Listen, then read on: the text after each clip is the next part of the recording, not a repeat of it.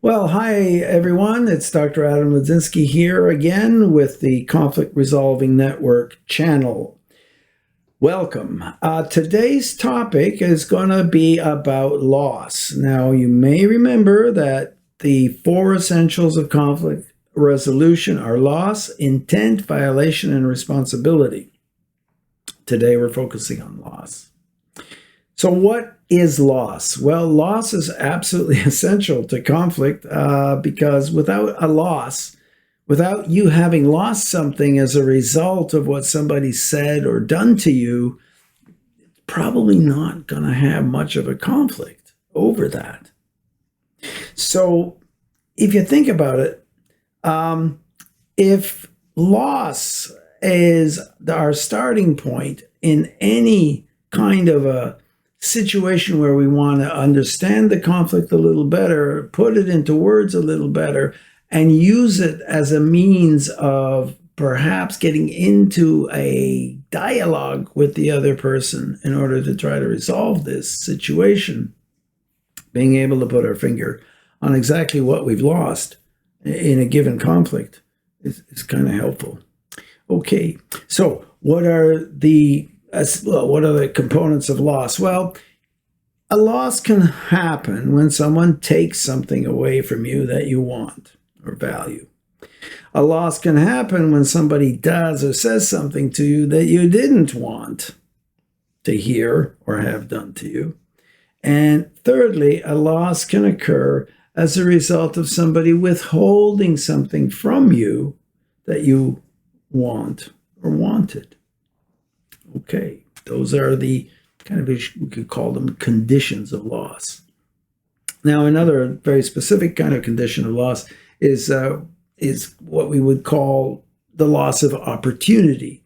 So when somebody has said or done or not said or done something that creates the loss of an opportunity for you, that too is a loss. Okay, so those are our conditions. Now, there's actually two kinds of loss. There's psychological loss and there's tangible loss. So psychological loss is what happens when we have to deal emotionally with whatever the other person said or did. Tangible loss is, of course, it's more concrete. It could be time that we lose as a result of what somebody said or did. It could be money. It could also be our health.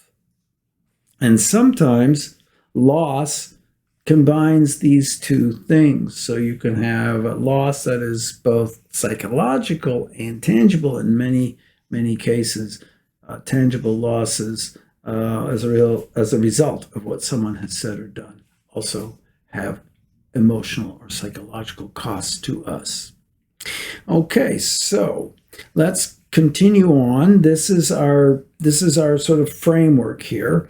We're going to then ask ourselves, what worsens loss? Because lots of things the same thing that somebody says or does to you at one point might not have the same impact as it does at another point. So what can worsen loss? Well, there are several, of these, and I go into a fair bit of detail in the first chapter of my book on this, but I want to point out one sort of absolute top banana kind of a thing that you could do that you really shouldn't do that worsens loss, and that is minimize the other person's loss. Okay, if there's one thing that can make a loss feel worse is when the other person says stuff like, you know what, just grow up, suck it up, don't be a big baby, I'm not responsible for your feelings. That's the kind of thing when your hurt or pain is ignored or dismissed or put down, that is a major, major loss amplifier. Now, as another important thing to remember here, and that is frankly, let's say you're the one that did or said something to the other person. Here's the one thing you do, please don't do this. Never put someone down, okay? Even if even if there's a smidgen of truth to the idea that perhaps they're overreacting and so on and so forth, this is not the time in the course of a conflict, this is not the time to point that out. Saying such things will only escalate the conflict, and you don't want that. Okay. Now, this is especially important in relationships, in close relationships, in those relationships with the people who matter to you the most in your life. Those conflicts that you maybe see in social media, the conflicts you may see in, television and so on and so forth, these are often conflicts between people who, quite frankly, don't really know one another at all and are more interested in being right than they are in resolving the conflict.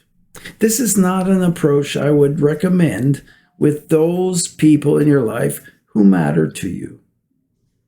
So when we're looking at the use of this heuristic, the loss, intent, violation, and responsibility as a way of resolving a conflict, one of the things to do is to ask yourself, well, wait a minute, now what have I lost? What specifically have I lost? Can I put it into words? And if you can put it into words, and exercises in the book will help you with that. If you can put it into words, you can get across to the other person what specifically is hurting or angering you. Now, why is that important? Well, that's important because it's possible that the other person doesn't know or isn't aware of how what they said or did has affected you and what the impact is on you. Now, again, if you can get this across to the other person, how they react to that is, in a sense, a reflection of their stance toward you and the relationship. If that person turns around and listens very carefully and acknowledges what you're saying around what the impact has been of what they've said or done, that's a really good sign. I mean, that's a terrific sign. They're open to understanding what they've done and how it's affected you. That opens the door to communication. That opens a channel that you can then explore. It adds honesty to the resolution of your conflict and your relationship more generally.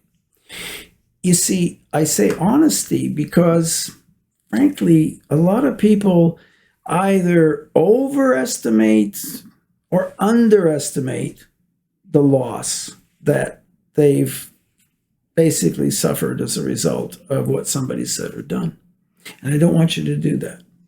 I want you to be, open and honest and tell the other person exactly what they have done and why it's affected you in the way it has.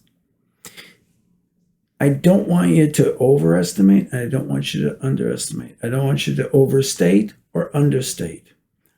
Respect yourself, and also respect yourself for standing up, for actually saying, well, hey, you know what? What you just said or what you just did really is not acceptable. And here's why. Here's the effect that it has. You may not be aware of it, but here's what's going on with me when you say or do these things. So this is kind of a first step, and I'm going to leave it for now. And in the next video, we're going to pick up and talk a little bit more about where we go with this in the resolution of your conflict. So I really hope that this video has been helpful. Please share, like, subscribe. It would mean the world to me. It would be great. And in the meantime, I'm going to say take care and bye for now.